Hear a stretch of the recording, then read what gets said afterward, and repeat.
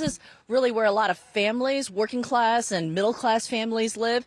And, this is something we're seeing around the area, Wolf. This is what used to be, I'm familiar with this street. This is probably a 3-bedroom, 2-bath home. And that's all that's left. And behind it and around it, all of these homes.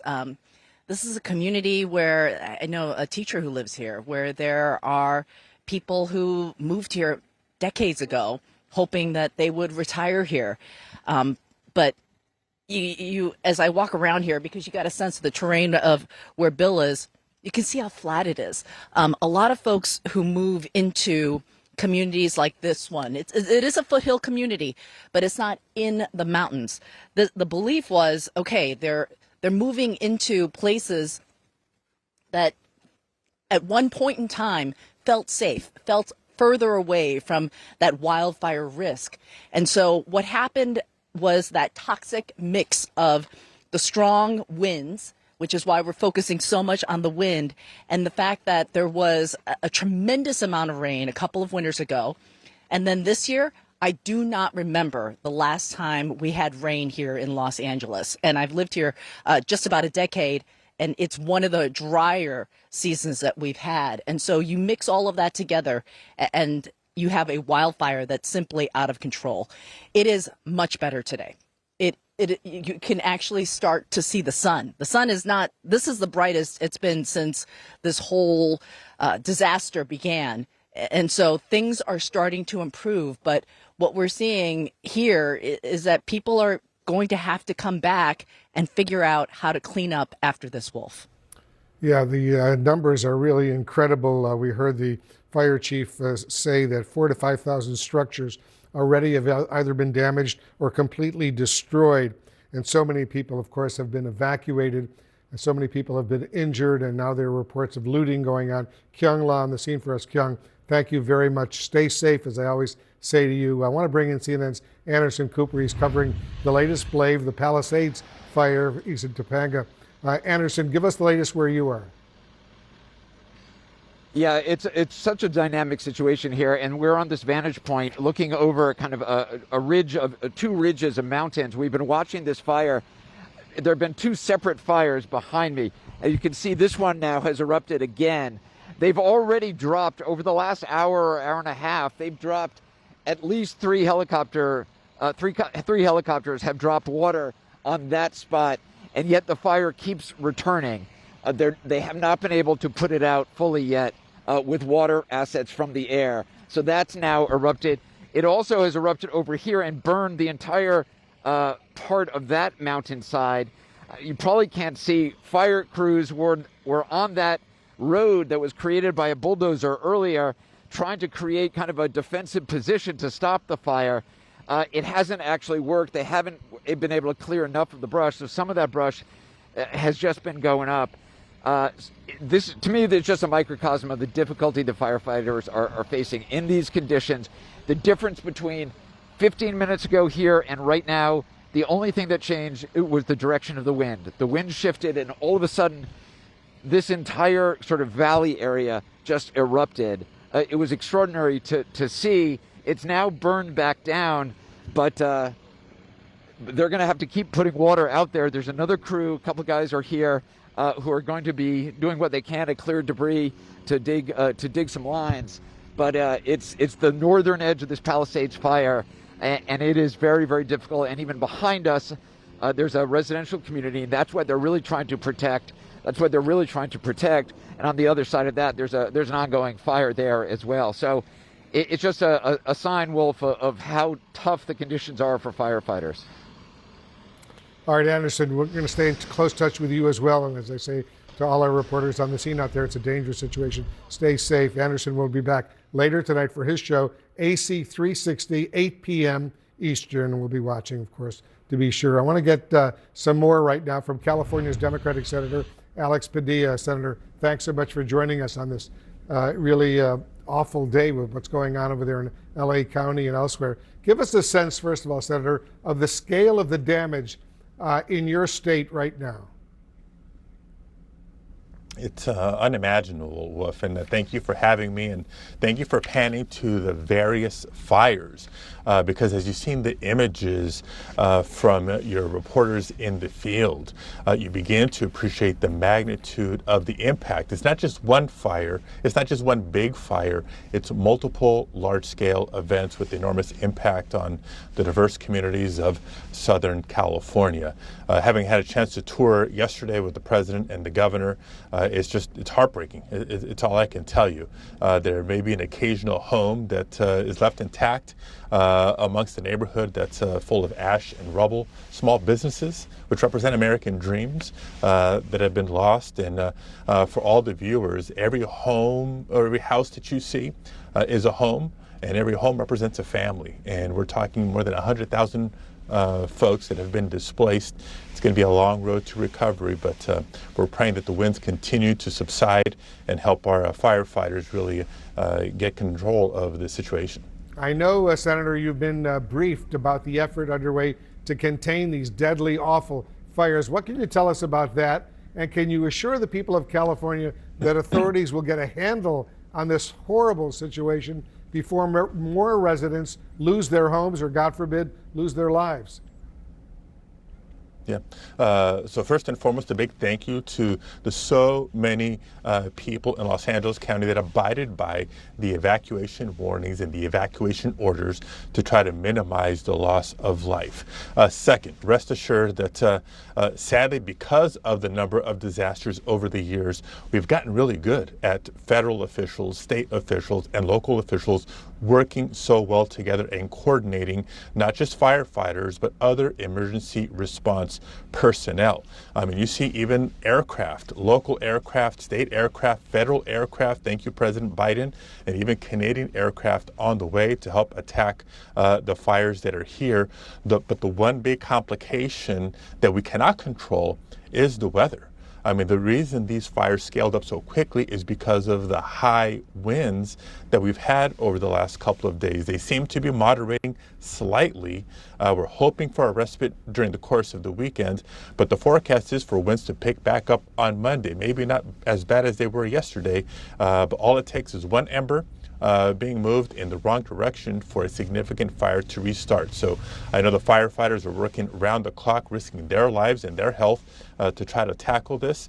They're playing whack-a-mole in communities that seem to have already burned, but we're doing anything and everything we can to control the fires, get them out, and begin to lay the foundation for families to rebuild and recover and entire communities to rebuild and recover. Senator, we just heard the LA County Sheriff, Robert Luna, a man I'm sure you know, announce and disclose that California National Guard troops have now been activated, thousands of them being deployed to LA County to help deal with these issues. Right now, Governor Newsom, the California governor, approved this specific request.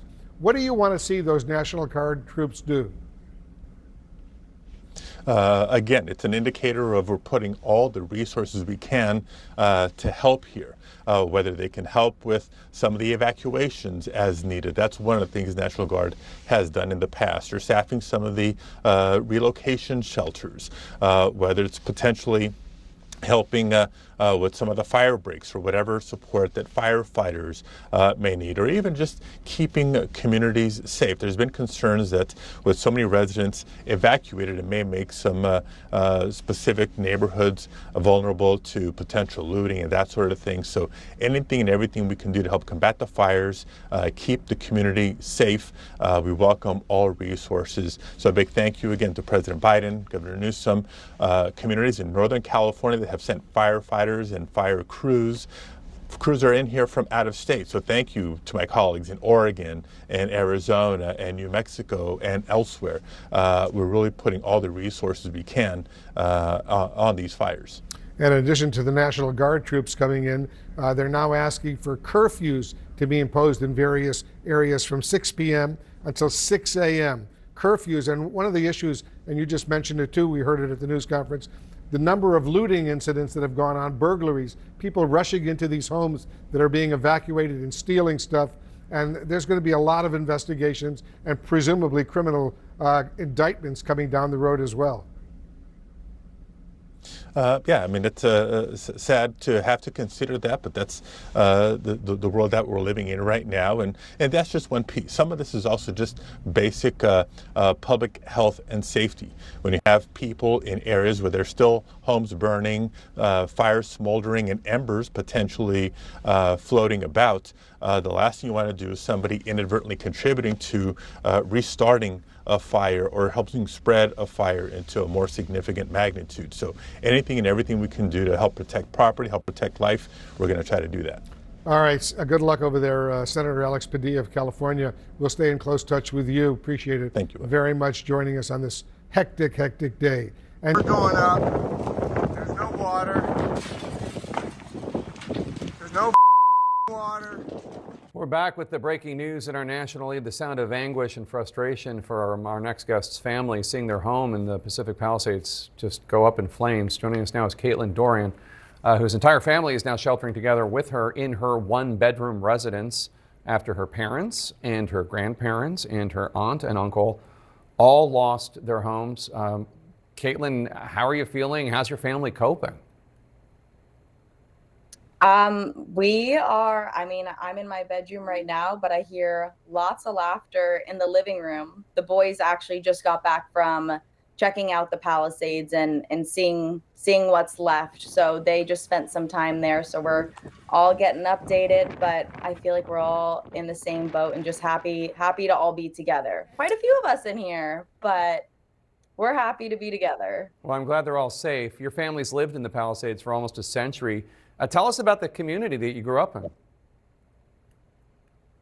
The Palisades, growing up there is like your ideal situation. I mean, it's a small town in a big city.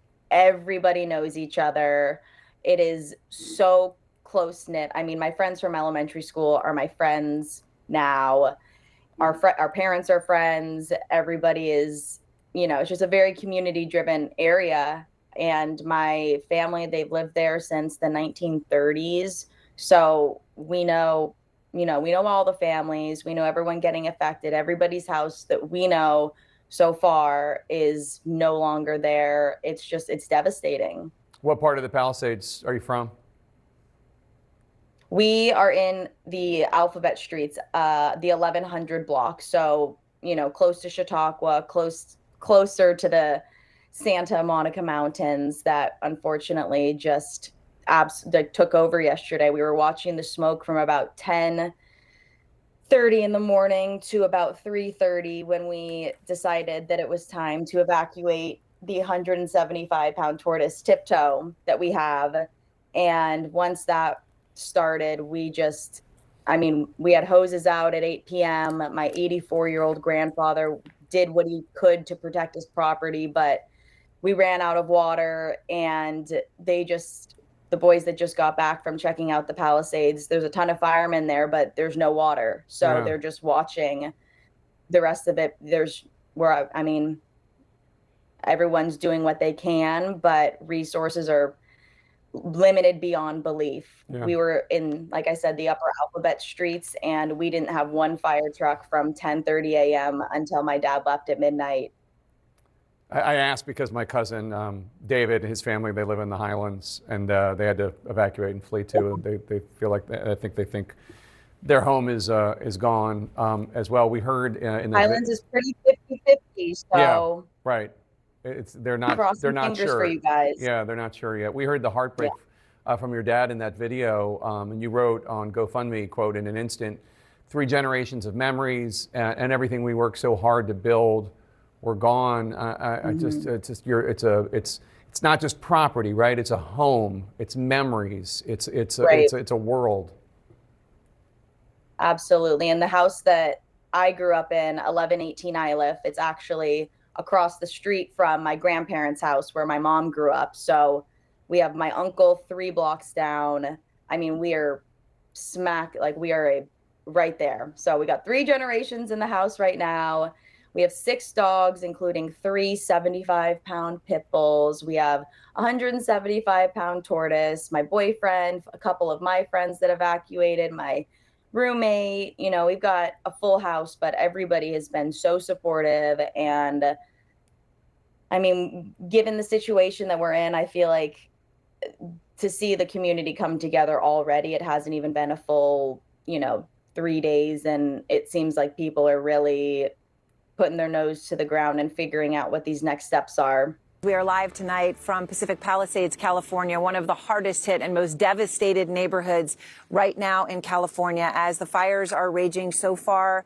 Uncontained at this hour. The Pacific Palisades fire, 0% contained, we understand, right now. And in this neighborhood, house after house, as far as the eye can see, the schools, the churches, homes just completely and utterly destroyed. Winds set to pick up again in these next few hours. And as we anticipate that, a new fire has also broken out that we are aware of right now. None of them right now, of the 5 major fires that we understand, are under control at this point. They're trying to start to contain them as these winds pick up. There are 6 deaths so far reported. We don't yet know the full extent of what the death toll will be. It's impossible to even know that in these moments that we are in. But this is what this residential neighborhood looked like just a few days ago. One of the most beautiful neighborhoods in this entire country, frankly, Pacific Palisades, California. Look at a basketball hoop, just a normal part of daily life. That basketball hoop is actually just behind where we are now, looking like something destroyed as part of a war zone strike. White wall with a mailbox, that's just across the street from where we are just days ago. Pristine, perfect. Now, utterly destroyed, part of this hellscape, and that's really what it is. And as we were flying in today, we could see the smoke. It's a beautiful sunny day, absolutely beautiful, not a cloud in the sky, perfect blue skies. And then just in the distance, starts to get hazy, that red smoky air. You see the billowing smoke, and even in a Boeing 767, cabin starts to fill with that acrid smell of smoke, which we are here. And I don't know, over this hour, you'll see some of the ash coming down, just big chunks of ash coming down the air, smelling of chemicals, of plastics, of all of the things that have burnt to the ground here of modern life. And the economic toll, we understand, could be the greatest of any wildfires in U.S. history, even as we have no idea of the extent of the damage, as these winds are picking up again and firefighters are trying to assess how big this is and to try to get control and containment of these fires. Nick Watt is out front with me, and he is in a different section of Pacific Palisades. So the same destruction, these same smells. Nick, how worried right now are officials from what you've been hearing about these winds that are expected to pick up in these next few hours and really potentially last over the next day? Yeah, well, Erin, they have taken advantage of this lull in the wind to try and get some sort of containment around these blazes, because it has been very difficult with those high winds to get a handle on these fires, to get planes in the air to help with the fight. The fear, Erin, as you just said, is this is just a lull and we're going to have more. The winds are going to pick up. Then we're going to have another Santa Ana event next week. No. Well, there's the red plane swooping in to save us. Sadly, a little too late for this fleeing family. This morning, we found what's left of their home. Nothing. Thousands of homes have been lost across the county, plus businesses and more. $50 billion worth of damage. But the winds finally eased, so now they can attack these flames from the air. All last night we heard the planes, a reassuring sound in a fire. But winds will pick up again, blow through Friday night and get stronger again next week. More than 6,000 personnel now fighting the worst fires in the history of this great city. Sewer, water, your power system and the transportation system have all been significantly damaged. We know the depth of the devastation. We can see it, the death toll. Well, it's just too early to tell. At one point, we'll be able to do a more thorough search of these impacted areas. Some of them look like a bomb was dropped in them, where we will be able to bring in canines and other things to help us hopefully not discover too many fatalities. That's our prayer. 43 acres burned in Hollywood last night. Hollywood. Chaos in such a tight urban environment. In Santa Monica, a sunset to sunrise curfew kicked in last night as the Palisades fire threatens. So far across LA, 20 alleged looters arrested, accused of preying on houses, left standing. Shame on those who are preying on our residents during this time of crisis. Here in Pacific Palisades, where entire neighborhoods are just gone. Arson investigators are today on the ground, and the post-mortem is already underway. Did the LA mayor's cuts to the fire department budget hamper the effort? There were no reductions that were made that would have impacted the situation. And that loss of water in the hydrants here in the Palisades at the peak of the blaze. Governor Gavin Newsom visited again today. Why was there no water in the hydrants, Governor? It's all literally. Is it going to be different next time? But for neighborhoods like this and the people who once lived here, now what? Now, as we've been walking around, we've noticed that the only houses still standing, this is anecdotal, not scientific, the very few houses still standing seem to be newer builds. But that's not always the case. I spoke to a guy earlier who just built his house 2 or 3 years ago, and it is gone. I've also met people who have walked the 2 or 3 miles into the evacuation zone to see if there's anything left of their home. It's rarely good news. Erin? All right, Nick, thank you very much. Also here in Pacific Palisades, you can hear above me a chopper. We've seen a couple of those, and also every once in a while, some water fighting planes have been flying overhead. All right, I'm joined now by 3 fire chiefs who have been in charge really of what we're seeing here on the ground. Chief Robert Garcia obviously spoke to you last night, Fire Chief of LA National Forest, Lori Moore Merrill, U.S. Fire Administration. I know you come from the federal government, and Shane Littlefield, Chief from CAL FIRE. So you have been touring these fires. You have been in this brief lull of the winds, which are anticipated to pick up, getting a sense of how things are. Chief Garcia, is there any containment anywhere? Thanks, Erin. It's good to be with you again.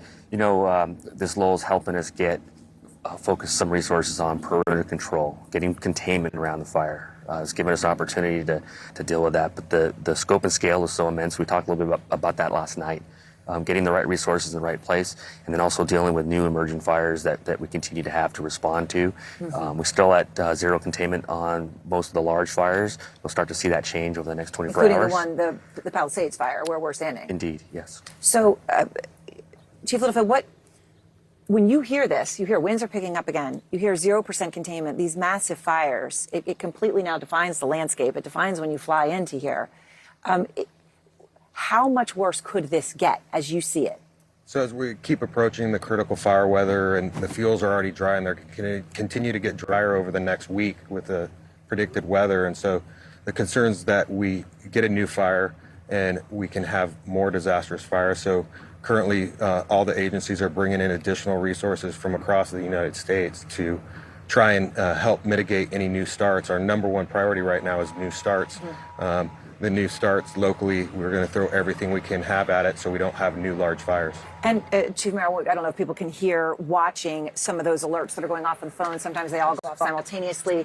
Some of those are evacuation orders. Yes. And I assume you anticipate there's going to continue to be quite a few of those. Absolutely, especially as the chief said, if there are new ignitions, these are going to continue. So the alerts and warnings that are happening are about the active scenes, the active fires that are going on right now.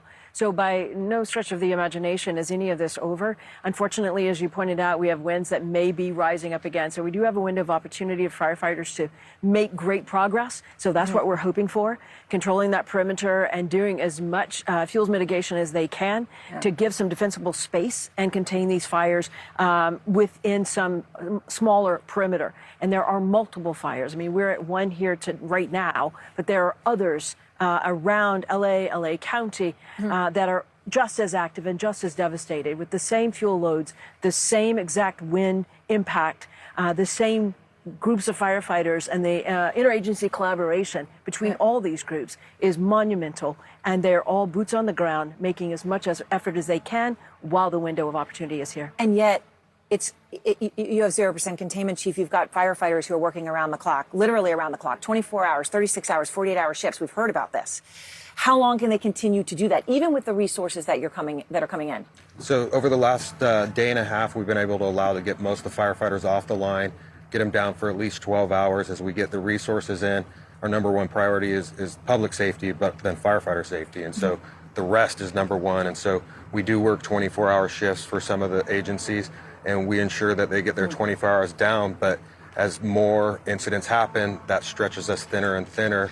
And as the new resources come in, we start plugging them in and immediately using them.